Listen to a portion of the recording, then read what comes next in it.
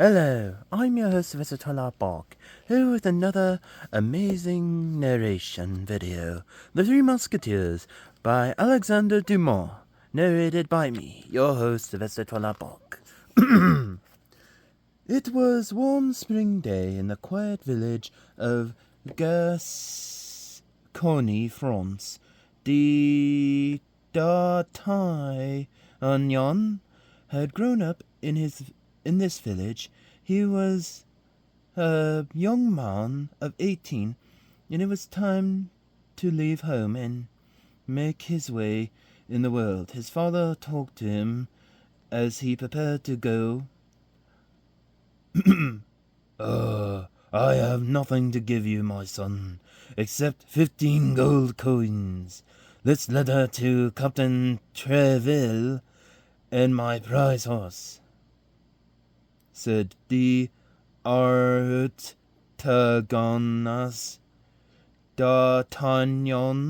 father. D'Artagnan smiled as he accepted the coin and the letter. Then he turned at the horse as his smile faded. Prized horse, indeed. Why, it was nothing more than an old nag. How ridiculous D'Artagnan would look whenever he rode it. Yet D'Artagnan knew it was an honor to be given such an animal, since it had once been his father's most valued steed. Treville is captain of the Musketeers, and my good friend, continued his father. Go to him with this letter. See if you too can become a musketeer. D'Artagnan smile returned. His greatest wish was to join the Musketeers, the brave soldiers who guarded King Louis of France. Now, with this letter, perhaps his greatest wish would come true. D'Artagnan strapped on his sword, he would proudly mount his father's old yellow nag, and started out on the long journey to Paris. D'Artagnan travelled many miles before he stopped at an inn to eat. He climbed down from his horse. A dark-haired man with a scar stood laughing with two other men. D'Artagnan asked the man with the scar what he was laughing at, but the man did not answer. Instead, turned away. No one will laugh at my horse, D'Artagnan said. With the scar. Turn around. Go away, grunted the old man. D'Artagnan didn't want to go away. He laughed at the man, but the innkeeper and two others charged D'Artagnan and hit him over the head. D'Artagnan fell to the ground, unconscious. Then the men carried him into the inn. The man with the scar found D'Artagnan's letter to Treville. Treville may have sent this young man to ruin our plan, he said to himself. D'Artagnan came to. He saw the man with the scar talking with a beautiful woman called Milady de Winter. She called him Count Rochefort. I'm leaving for Paris, said the Count. The Cardinal wants you to go back to England, where you can watch the Duke of Buckingham. D'Artagnan was too weak to move. He watched the Count leap onto his horse, and ride away. "You coward!" D'Artagnan yelled. "I'll find you in Paris." When D'Artagnan arrived in Paris, he found the mansion of Captain Treville. Musketeers were everywhere.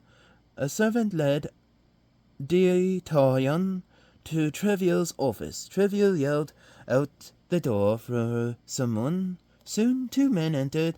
Their names were Porthos and Aramis. Treville glared at them. The cardinal reported that 3 of my men started a riot yesterday, said Treville. His guards had to arrest them. Where is Athos? Sir, I can explain, said Porthos. The guards attacked us. Athos was badly wounded, but we fought well and escaped. Treville smiled. Very well. I am proud of you for fighting so bravely. Another musketeer through the door. He was extremely pale. You sent for me, sir? He asked. Treville's voice softened. Yes, Athos. I was just telling your friends I forbid my musketeers to risk their lives needlessly. Suddenly, Athos winced in pain. The 2 musketeers carried Athos to the next room. While a doctor took care of Athos, Treville asked D'Artagnan why he had come to see him. To join the musketeers, said D'Artagnan. I had a letter from my father, who is a friend of yours, but a coward with a scar attacked me and stole it. A scar? Said Treville. He is Count Rochefort. He is up to no good. Treville told D'Artagnan that he must train as a regular soldier, then they would soon see if he had what it took to guard the king. D'Artagnan glanced out the window. On the street below was Count Rochefort. D'Artagnan went charging out after him and ran straight into Athos on the staircase. This made Athos very angry. Meet me behind the convent at noon, said Athos. I will teach you some manners, sir. D'Artagnan agreed and raced on. He came upon Porthos and another soldier blocking the main gate. D'Artagnan tried to squeeze between them, but got tangled up in Porthos' long cloak. Porthos was furious. Meet me behind the convent at 1 o'clock, said Porthos. I will teach you some manners. D'Artagnan agreed and hurried on. He had lost sight of the count, but he saw Aramis chatting with some guards. Aramis dropped a lace handkerchief and placed his foot over it. D'Artagnan thought that he would be helpful and picked up the handkerchief. He handed it to Aramis. Aramis frowned. A gentleman does not step on something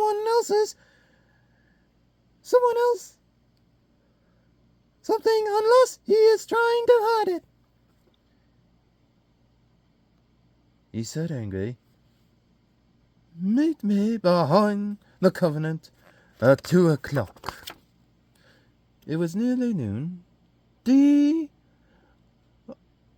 D'Artagnan walked to the convent to meet Athos. When he got there, all 3 musketeers appeared around the corner. D'Artagnan was surprised to see all 3 at once, but then he found out that they were known as the 3 musketeers. Athos had asked Porthos and Aramis to join him to make sure he and D'Artagnan fought fairly. D'Artagnan did not want to fight with the Musketeers. He knew they were highly trained, which meant he would probably lose the duel. But he respected the Musketeers very much and had given them his word. He drew his sword. Put your sword away, whispered Porthos. But it was too late. 4 of the cardinal guards. "You're under arrest for breaking the cardinal's rule against dueling," a guard shouted. "There are 4 of them and only 3 of us," said Athos, "but I'd rather die than face Captain Treville again if the guards arrest us." D'Artagnan corrected Athos. "There are 4 of us, not 3 of us," he said. Then the 4 new friends laughed at the guards. Within minutes, the guards were defeated, and Porthos, Athos, Aramis, and D'Artagnan marched arm in arm down the street. D'Artagnan felt his greatest wish was already starting to come true. Captain Treville had heard about the Musketeers' battle with the guards. He scolded them for what they had done, but in private he rewarded them for their bravery. "I'm sure the cardinal guards picked the quarrel with you," he told them. "I know you would not fight needlessly." Even the king was pleased at what the 4 young men had done. For although the cardinal was the king's adviser, the king did not want the cardinal to feel too powerful. He enjoyed seeing the cardinal defeated. Athos, Porthos, Aramis, and D'Artagnan were summoned to the palace. "Soon you are the brave young man who fought so gallantly along my musketeers," said the king to D'Artagnan. "I'm sure that you will become I'm sure you'll become a great musketeer one day. Here are your 40 gold pieces as a reward." "Thank you, sir," said D'Artagnan. He bowed, then left the place with his 3 brave friends. D'Artagnan had been penniless before the king's reward. Now, with so much gold, he felt rich. First, he bought a fine meal for his friends. Next, he hired a servant to work for him. A short time later, D'Artagnan found a place to live. During the time he trained as a soldier, hoping it would not be long before he became a real musketeer. Soon all 40 gold pieces were spent, and D'Artagnan was penniless once again. One day, D'Artagnan's landlord, colored Beaufort, paid him a visit. He told D'Artagnan that he needed his help. His wife, Constance, had been kidnapped. "My wife works for the Queen," said Beaufort. "The Duke of Buckingham, the most powerful man in England, loves the Queen. The Cardinal knows this and fears it might be dangerous for the King, so he spies on the Queen. The Queen is loyal to the King and only feels friendship for the Duke, but no one believes this. My wife is the only person the Queen can trust. The Queen is frightened because she thinks the Cardinal is out to ruin her." Before then told D'Artagnan that someone had taken his wife to learn the Queen's secrets. He suspected a dark-haired nobleman with a scar. D'Artagnan gasped. "I know this man. He's Count Rochefort." Then I hope you will rescue my wife," said Beaufort. "In return, I won't ask for rent ever again, and I can offer you 40 gold pieces too." D'Artagnan agreed to help. Then Beaufort left. Soon, however, Beaufort burst back in, chased by 4 of the Cardinal's guard. They wanted to arrest Beaufort. D'Artagnan made no move to help him. "I can't help you or your wife unless I stay free from jail," said D'Artagnan. "If I try to stop these guards, they will arrest me too."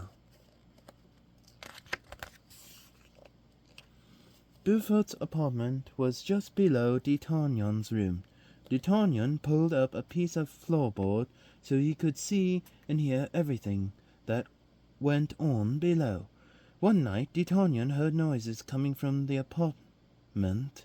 He listened closely. It was Beaufort's wife, Constance, pleading with the cardinal's guards. The guards told her that they had been waiting for her since she escaped from them, and they were going to take her away. D'Artagnan reached for his sword and climbed out the window. He knocked on the captain's door. When the door opened, he rushed inside. Soon the cardinal's guards ran out with the uniforms cut to ribbons. "Your husband told me what happened to you," said D'Artagnan. "I must go back to the palace," said Constance. "The queen needs me." D'Artagnan followed Constance to make sure she was safe. Soon she stopped at a house and knocked on the door. A man came out and put his arm around her. D'Artagnan told the man to take her hands off Constance. He did not realize that the man was the Duke of Buckingham. "I am taking the Duke to see the Queen." "I am taking the Duke to see the Queen." "Sorry," said Constance. D'Artagnan apologized to the Duke. Then he escorted Constance and the Duke to the palace. When they were safely inside, D'Artagnan left. The cardinal soon left Beaufort to go free, to be his friend, and gave him money as a way of apologizing. Beaufort happily went home.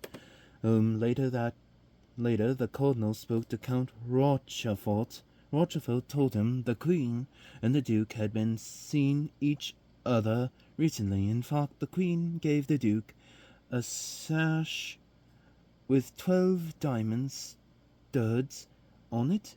The diamonds were a recent gift that the queen received from the king. This new news pleased the cardinal. "Perfect," he said. "I shall write to Milady de Winter in London, and tell her to steal 2 of the diamond studs and bring them to me. The queen will be disgraced." Next, the cardinal went to the king. He suggested that the king have a royal ball so the queen could wear her new diamonds. The king thought this was a fine idea.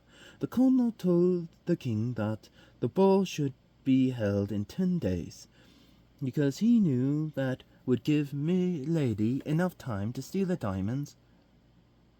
"What shall I do?" the queen said to Constance. "I gave the diamonds to the Duke as a gift. The cardinal must know this and plans to disgrace me." "Sorry." "We'll get the diamonds back," asserted Constance. "My husband will get them. Now you must write a letter to the Duke so he will know someone is coming for the diamonds." The queen gave Constance the letter, then pulled a beautiful ring from her fine finger and gave it to her. "This is worth at least 1,000 gold coins," said the queen. "Sell it and give your husband the money so he can pay for his trip to get the diamonds back." Constance rushed to her apartment. She pleaded with her husband. "You must help me deliver this letter to an important person in London, and you will earn 1,000 gold coins." Beaufort wanted nothing to do with his wife's plan. "What are you up to now?" he asked. "Something to make the Colonel angry, no doubt. He was good enough to let me go. He could have kept me in prison forever. Of you plotting, I want nothing of this." Constance was outrageous. "Never mind. I don't need your help," she said. She knew she could no longer trust her husband. He was too easily frightened, and would probably go straight to the Cardinal and tell him about the letter. Beaufort stormed out of the apartment. Constance sat with her head in her hands. She had no way to get the Queen's letter to the Duke. Suddenly D'Artagnan arrived. "I have heard everything," said D'Artagnan. "Athos, Porthos, Aramis, and I will deliver the letter to the Duke." D'Artagnan hurried to Captain Tréville's mansion. He asked Tréville for permission to travel to London to save the Queen's honor. "Will anyone try to prevent you from making this journey?" asked Tréville. "Yes," said D'Artagnan. "The Cardinal would do anything to stop me. That is why I wish Athos, Porthos, and Aramis to accompany me." "Of course," said Tréville. I will give them each leave to join you." D'Artagnan soon collected his 3 friends, and they rode out of Paris to Port Calais. Within a few hours they stopped at an inn to eat. A man at the next table raised his glass. "A toast to the Cardinal," said the man. "And to the King," said Porthos. This made the man angry. "I will never drink to the King," he said. Porthos began to argue with the man, but before there was no time for a fight, so D'Artagnan and the 2 others had no choice but to leave without Porthos. As the 3 passed some men on the road, the men began firing at them. Aramis was injured in the shoulder. Aramis grew weaker and weaker. After a while, the 3 stopped at another inn. Aramis was too weak to continue, and Athos quarreled with the innkeeper over money. 4 armed men rushed at Athos. "I'm trapped," shouted Athos. "Hurry, D'Artagnan, go on without me." Within a few hours, D'Artagnan arrived alone in Calais. He went to the dock to catch the ship bound for England. The ship's captain stood talking to a familiar figure. The captain asked the man for his special pass from the Cardinal to board the ship. The man showed the captain his pass. As he turned around, D'Artagnan could see that it was Count Rochefort. D'Artagnan followed the Count. "Give me that pass," D'Artagnan yelled. Then D'Artagnan charged at him and tried to grab the pass. D'Artagnan tackled the Count and wrestled with him for several minutes. The Count was knocked out, and D'Artagnan grabbed the pass and ran off. A short time later, he boarded the ship. The next morning, the ship arrived in England. D'Artagnan headed for London. He hurried to the Duke of Buckingham mansion and handed him the Queen's letter. After the Duke read the letter, he took D'Artagnan to a hidden room where he kept the sash with the Queen's diamonds. The Duke examined it. Two of the diamonds are missing," said the Duke. "I can't understand it. The only time I wore the sash was at a ball a week ago. Milady de Winter was with me. She must have stolen the studs from the Cardinal."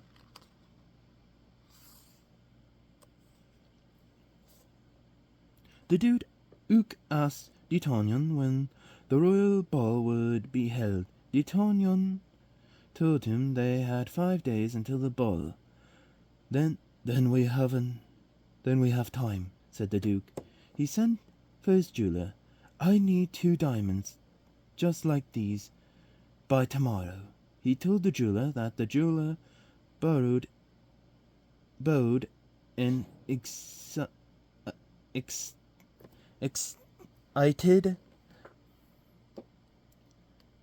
When the diamonds were ready, D'Artagnan travelled back to France. He arrived just as the ball was about to begin. Guests gathered in the ballroom. The cardinal and the king entered the room together. The cardinal handed the king a box. Inside were 2 diamonds. If the queen is missing 2 diamonds, sir, ask her who could have stolen the 2 that are here, said the cardinal. Oh, the queen reappeared wearing the diamonds. The king counted them. All 12 were there. What does this mean? The king asked the cardinal. The cardinal saw D'Artagnan talk to Constance Beaufort and realized he had been outsmarted. It means I wish to present these 2 diamonds to the queen, but I did not want to present them myself, lied the cardinal. Then he said to Milady, you must make D'Artagnan pay for ruining my plan. As D'Artagnan chatted with Constance, Milady and the cardinal could see how much D'Artagnan admired her. We will use Constance Beaufort to make D'Artagnan pay for ruining my plan and making fools of both of us, the cardinal said to Milady. Milady told the cardinal that she needed the cardinal to write a letter for her which would allow her to do anything she needed for the good of France. The cardinal agreed and wrote the letter. The queen hid Constance away in a convent where she would be safe, but the cardinal had spies lurking everywhere. His 2 most evil spies, Milady de Winter and Count Rochefort, met one morning on the street. Neither of them realized D'Artagnan and servants was eavesdropping from the bridge. The servant heard them say Constance was being hidden at the convent of Bethune. Milady de Count Rochefort, she was going there right away. Milady, D'Artagnan's servant muttered to himself. She's the woman who tried to ruin the queen. I must warn D'Artagnan. The servant told D'Artagnan what he heard. D'Artagnan jumped to his feet and rushed to find his friends Athos, Porthos, and Aramis, so they could get to the convent before Milady de Winter. Milady de Winter entered the convent and went to the Mother Superior. She told her that she had a message from Constance Beaufort from the cardinal. The Mother Superior showed Milady to Constance's room. Milady de Winter told Constance that D'Artagnan was coming for her, but it would be a while before he could get there, so he had to ask Milady to stay and have dinner with Constance while they waited. Constance was excited to hear D'Artagnan was on his way. She did not realize Milady was the one of the cardinal's spies. Soon their dinner was brought into the room. Constance just played with her food. I'm so excited to see D'Artagnan that I cannot eat a bite. At least have a glass of wine, said Milady. Milady turned away from Constance to pour some wine into 2 glasses. From a large ring of her finger, she dropped some poison into one of the glasses. Milady gave the glass to Constance.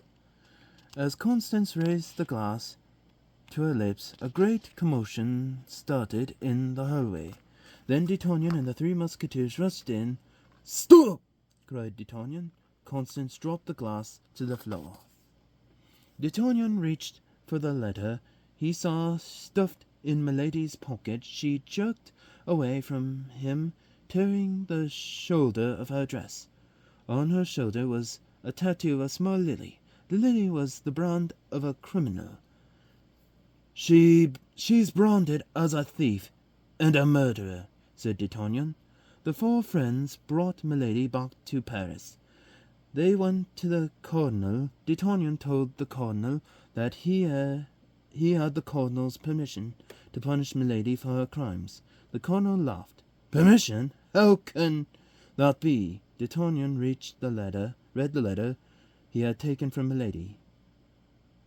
The bearer of this letter acts under my orders for the good of France. It was signed by the cardinal. The cardinal studied D'Artagnan for a moment. You are a brave man, D'Artagnan. I don't wish to be your enemy. He picked up his pen and wrote something on a sheet of paper, then handed it to D'Artagnan. D'Artagnan turned to Athos, Porthos, and Aramis. It's a commotion, as the lieutenant of the Musketeers said. D'Artagnan, Athos, Porthos, Aramis, and D'Artagnan and raised their swords together and shouted, "To the 4 Musketeers, all for one and one for all!" They cried out. D'Artagnan was a musketeer at last. His greatest wish had come true. And that was The 3 Musketeers by Alexander Dumas. Tune in next week when I read you the story of Annie Gables by Amy Ada. And also be sure to like, and subscribe to my channel. This is your host, Sylvester Twillerbark. Also, let me know in the comments below what you think of this video, and also put in some recommendation for some stories for me to read, and let me know in the comments below. Please like, and subscribe to my channel. This is your host, Sylvester Twillerbark, signing off.